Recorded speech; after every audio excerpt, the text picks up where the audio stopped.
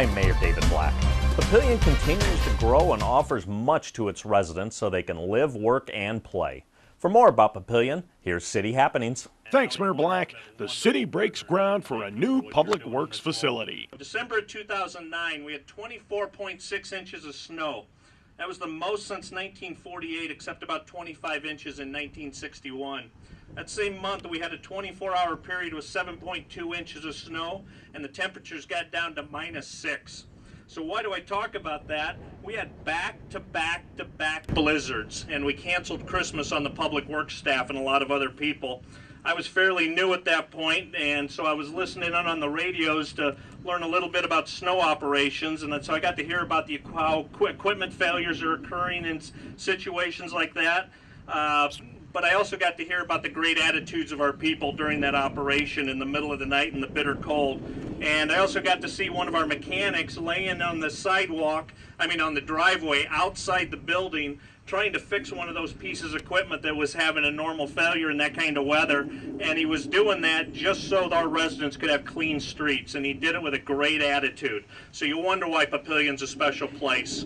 But also as the new guy, I went into the break room in old, dingy, cold break room in an old metal shed on one of those mornings when they were doing a shift change.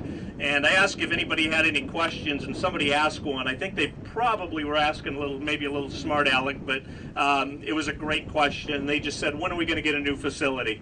And it was at the end of that back-to-back blizzards in that environment. And after seeing what they were doing, and especially that mechanic outside fixing equipment so we could have clean streets, I said a new facility is going to be our #1 priority. Public works tends to be the one group of people that we take advantage of, and we don't pay attention to, and we don't appreciate often enough. When you stop and think about what services they provide to the community, plowing streets, maintaining streets, parks, the recreation facilities, running around like Bill Schwarzenegger does during Papillion days, and perform all those duties, working out of basically a 3-bay garage all these years. I don't know how they do it. And the kicker is, they don't just do it. We're not one of the top 10 cities for the last decade actually, without them doing what they do. We talk about all the departments, but really Public Works is the backbone. They're the ones that make this a community rather than a city. Marty Lemming's done a fabulous job as a Public Works Director. As we do this facility, what I'm reminded of is all the Public Works employees. They're finally going to get a building of the quality that represents the quality of work they've done all these years without it.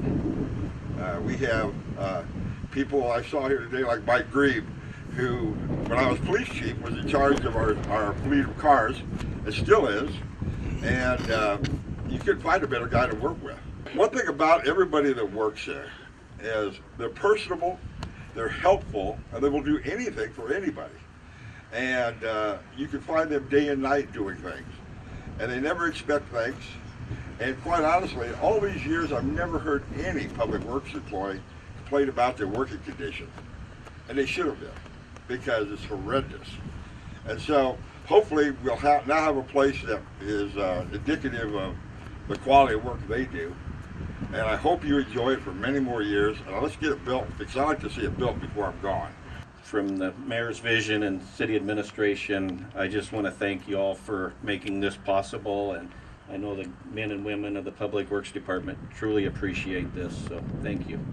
We're looking forward to this facility. It's going to be really a big step up, and we're looking forward to working inside instead of outside, like the mayor said. So I want to thank him for his leadership, and the council, the administration, and mostly my mechanics that work with me and the Public Works folks. They really do an outstanding job, and thanks again, and thank you for the citizens of Papillion. A big thank you to them for doing and for financing this for us, I guess. So thank you.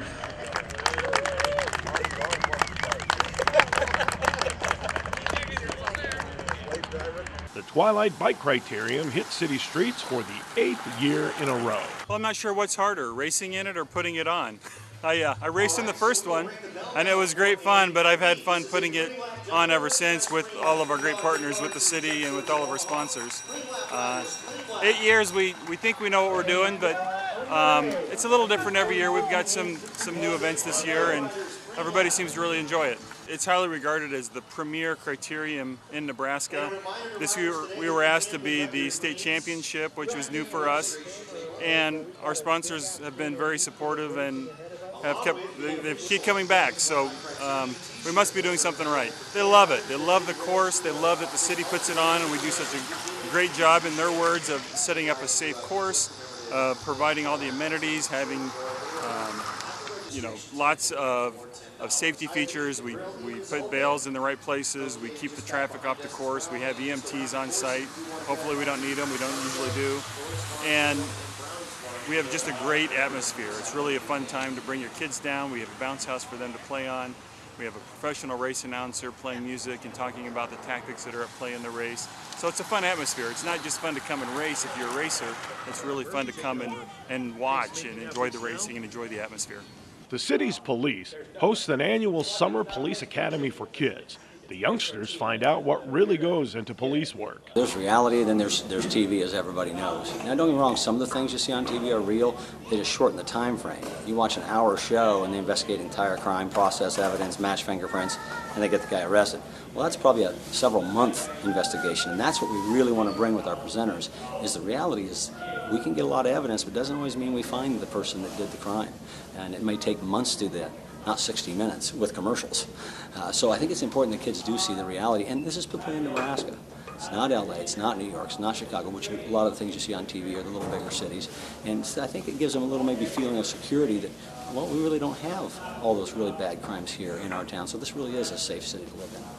The officers enjoy being here just to get that rapport with the kids.